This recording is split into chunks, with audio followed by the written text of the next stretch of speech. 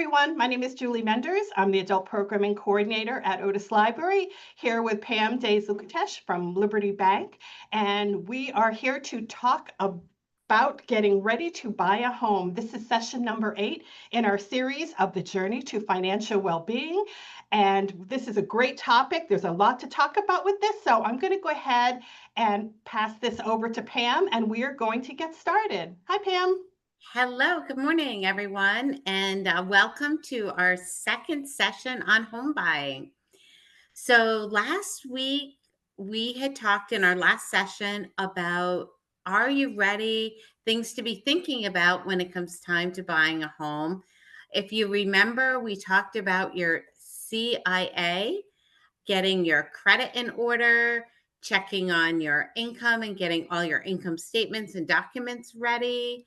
And the A was for assets, getting your bank statements and organizing all your paperwork to show all of your assets.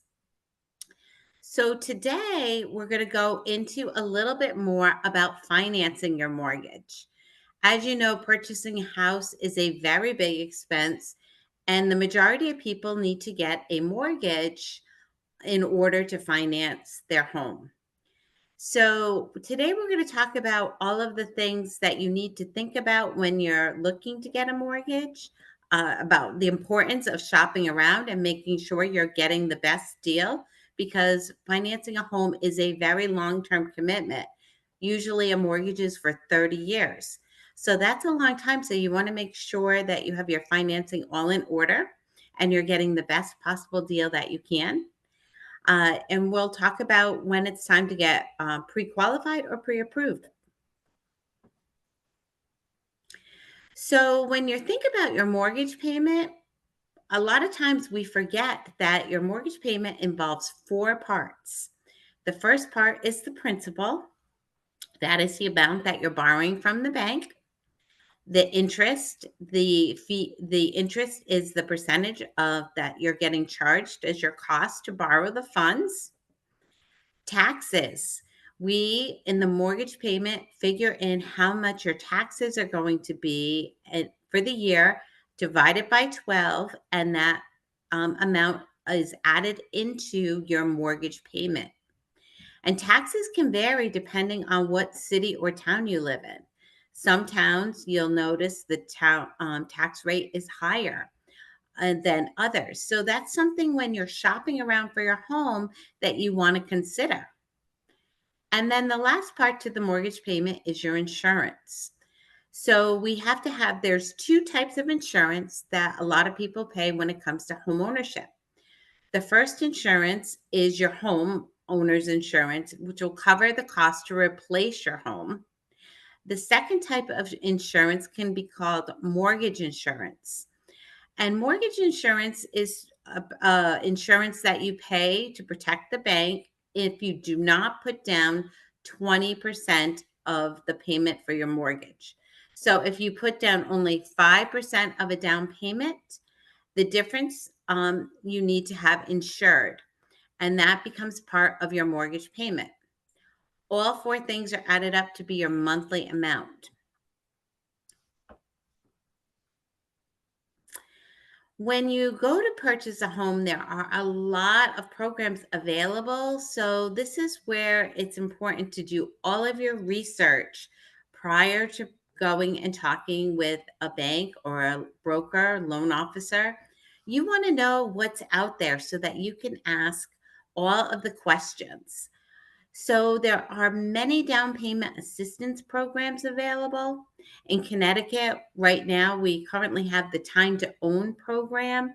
That's by CHFA, which is a down payment assistance program. There are many down payment programs that you want to look into to make sure you know. They can be on the federal level, the state level, or even local. There's programs out there to help you with your closing costs. And if you're a first-time home buyer, there are programs out there specific to people who are the first time you're buying a home. Now, what qualifies you as a first-time home buyer? That is somebody who hasn't owned a home in 3 years. So if you have not owned a home in 3 years, you haven't then you are a first-time home buyer. So even if you purchased a home, sold your home, and then 4 or 5 years go by, now you'd be considered a first-time home buyer again and eligible for a lot of the great programs that are available. You also want to look for there could be programs in a specific profession that you're in. Sometimes there are programs to help people who are teachers or first responders. Sometimes there are programs for people in the medical field or for veterans or people with disabilities. So, checking around to find out if there are any programs that maybe could fit your particular situation.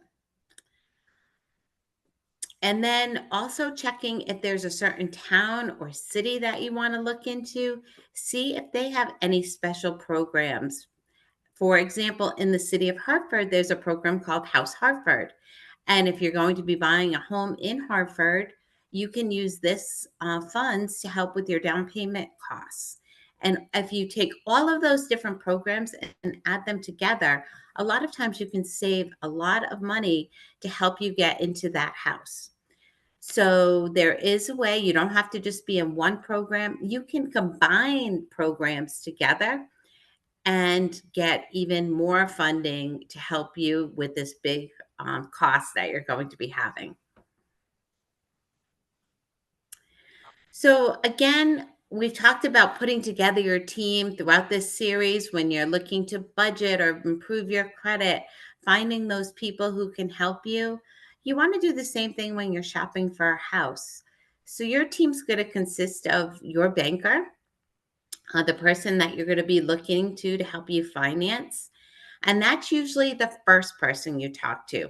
You want to meet with one loan officer to have them go through all of your income, your expenses, put together how much house that you can afford to buy.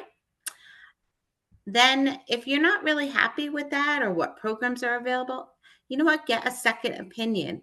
You can talk to more than one loan officer and it will not hurt your credit by checking on one, two, or three different loan officers, shopping around and making sure you have the best deal that you can get, because this is a big commitment, something you want to make sure that you've done your homework with. So after you find your loan officer and you get pre-approved or pre-qualified, then you can go reach out to a realtor. You can do the same thing with a realtor, shop around. If you have a friend or family member who recently got a home and is happy with their realtor, maybe talk with them, see which realtors are doing better than others in your area, and find somebody that you're really comfortable working with, because that person is going to help you find your home you're going to live in. So you want a person that you can connect with that understands what you're looking for. So shop around for that person. And then when you find them, you will be, work to find that home that really fits your needs.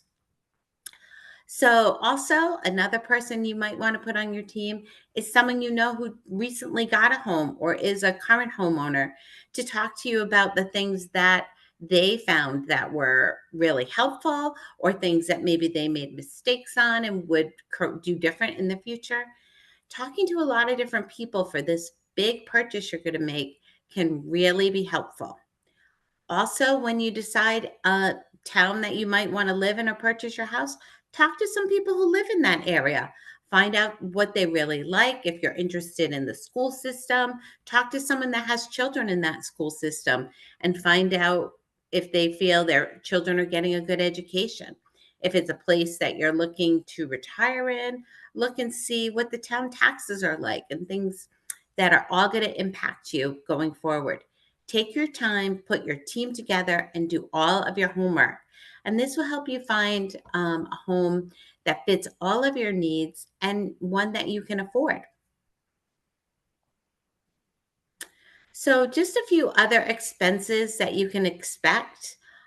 Before you close on your mortgage, you're going to have to pay an application fee. Usually, you pay the appraisal fee. It's very important to have your home inspected. A lot of people waive the inspection because they want to hurry and get the process moving, or they don't want to lose out on the particular home. But an inspection is a really good thing to do. What that is, you hire someone to come into the home that you want to purchase. They go through and they check everything in the house and write out a report so that you know if there's anything that needs to get updated or needs repair before you buy the house. Sometimes something major could be wrong, which would be a deal breaker for you. And so it's really important to do that prior to getting your mortgage. And then sometimes there is a deposit that you must put down to the seller. At the time of closing, you have to pay your closing costs, your homeowner's insurance, and approximately 8 months of your taxes. So all those are just some extra expenses that you can expect. So that's why last session when we talked about making sure you have money saved for your home buying, because it's always a lot of extra costs come up that you don't think about.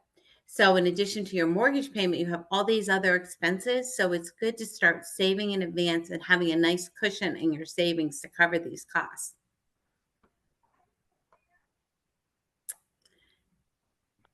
This was so interesting and helpful. Thank you so much, Pam. Thank you, Julie. Yes, and we always like to end this by talking about resources available at the library. And I realized recently that one thing that I haven't discussed is the downloadable ebooks, audiobooks, movies that are available through Otis Library. We also have a great collection of audiobooks, and we have several audiobooks on hand at the library having to do with personal finance, having to do with home buying. There's one right here. It's called Mortgage Management for Dummies, and it covers so much about saving for your mortgage, choosing, managing, and paying off your mortgage, match your mortgage to your financial goals, qualifying for a mortgage, all the things that Pam has been talking about. If you need reinforcement on it, or if you want to hear more detailed instructions, there's audiobooks available at the library. And with your library card, you can also go on our website and find downloadable ebooks and audiobooks on Libby, Hoopla, and the Palace Project. Those are all available with your Otis Library card. So once again, thank you, Pam. Thank you, Liberty Bank. And any last minute suggestions for people? No, just, do your homework, do the research, look at those great resources Julie gave you. And, remember that you can always reach out to us if you have extra questions. We're always happy to help. Great. Yes, because one thing that people need to remember is your home is probably the biggest expense you're ever going to incur in your lifetime, right? Other than children, right? Right, exactly. So Yes, and this is a big one. So it's a the big session, one. yeah, the last session that she did and this one are probably ones that you're going to want to revisit if you truly are thinking about purchasing a home. So thank you all so much, and we will see you soon.